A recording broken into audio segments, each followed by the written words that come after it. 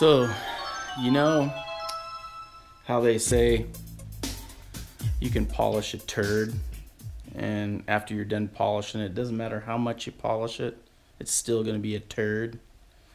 Well, it looks like I found a turd to polish.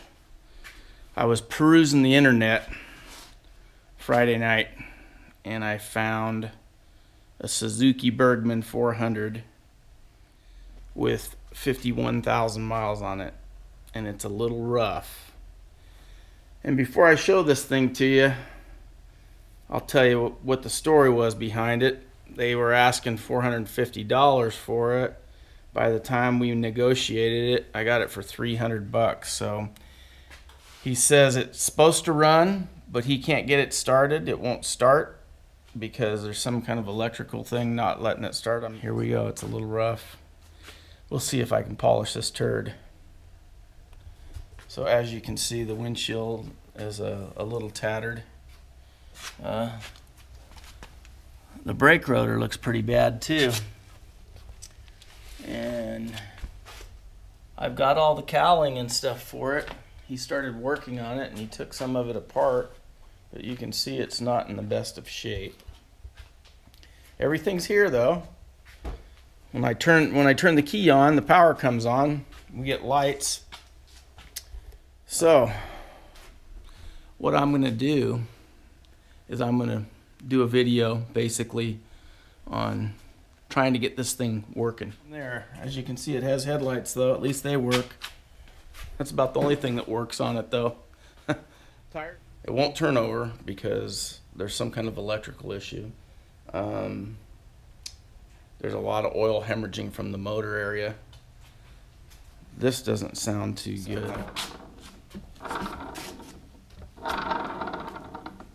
Everything else is pretty rough. So we're gonna give it a shot and see what happens. $300 scooter. It's got 50,000 original miles on it. That's a lot of miles for a scooter. All right, so I've got the brakes apart and the diagnosis is not good. I don't know who would even do this. It's insane. First of all, I've seen people take brakes down to the metal on cars, but on a motorcycle or a scooter, it's pure insanity. But anyhow, just take a look at this. This would be the front brakes. Pads are down to the metal. And he gave me some pads. I got 2 new pads, but I need 4 of them, so that ain't really going to help me much, as you can tell. And I got some new pads here for the rear, but guess what? Those aren't for a Suzuki Burgman 400. They're for a Suzuki Burgman 650, which I don't have, obviously. So it's somewhat of a basket case. What I'm going to do for today is I am going to probably start pulling plastics off so I can pressure wash this greasy engine that has not been well taken care of. So that's what I'm going to do. I got some covers off now. I just want to show you how much this thing was abused. We're going to try and make it better if it's possible.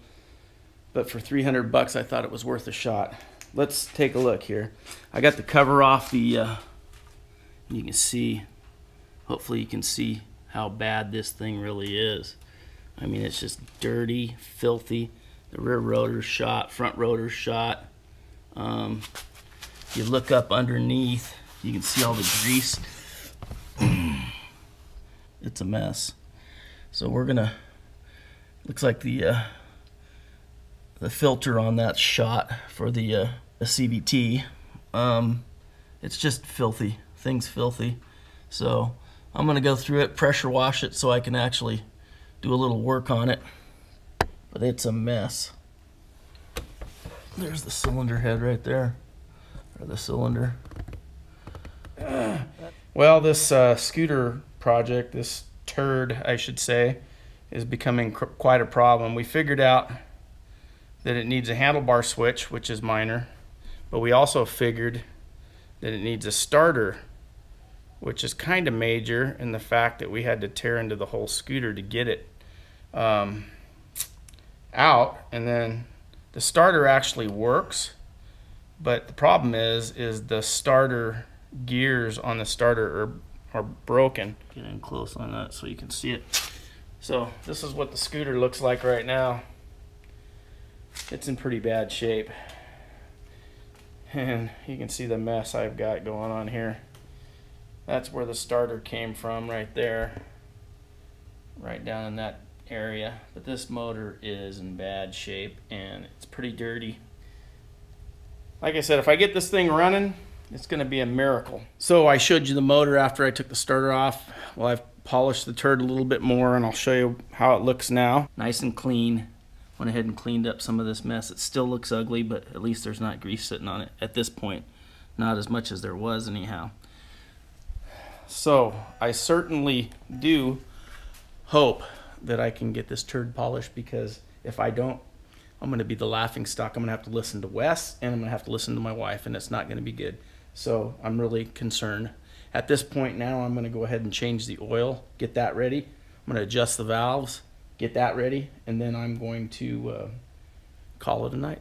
That's all for now. I don't know if you can see, but this hub here, see these two studs in the hub? This is the original stud that's in the hub. That's what belongs there. These are just bolts that somebody put in from Home Depot. They put those in to hold the wheel on. Very dangerous.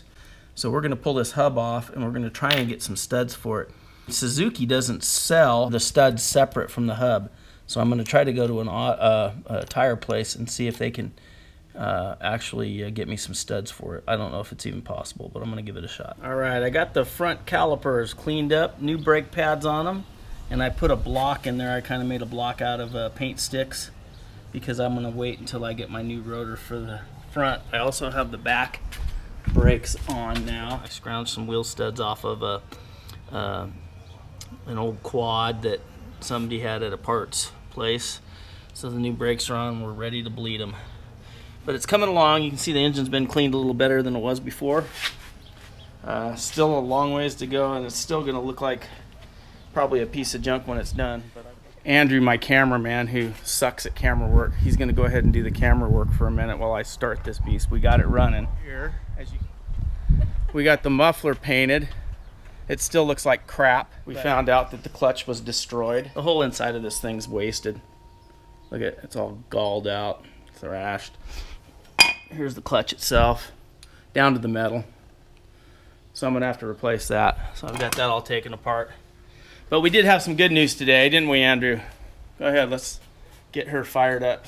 We don't have the muffler on, so it's going to be a little loud, but we're going to show you that it actually runs. We were kind of surprised.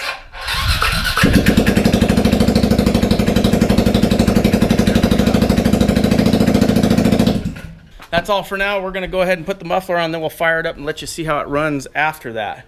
Right, Andrew? Yes, sir. You sure? Huh? All right, here she is. She's idling now. Got the exhaust on. It's actually running, which shocks the heck out of me. Seems to be running okay. So, I haven't really done anything other than change the oil, and it still has the original plug in it, which needs to be changed, and it needs the valves adjusted. But once the valves are adjusted and I get the variator and everything squared away, it should run pretty good. Hi, this is Larry with ManCave Mayhem. I hope you enjoyed the first episode, #1, of the Lazarus project, my resurrecting of the Suzuki Burgman 400. Make sure you like, share, subscribe, and just remember, I'm just a man in a cave causing mayhem. Stay tuned for episode 2, the final chapter.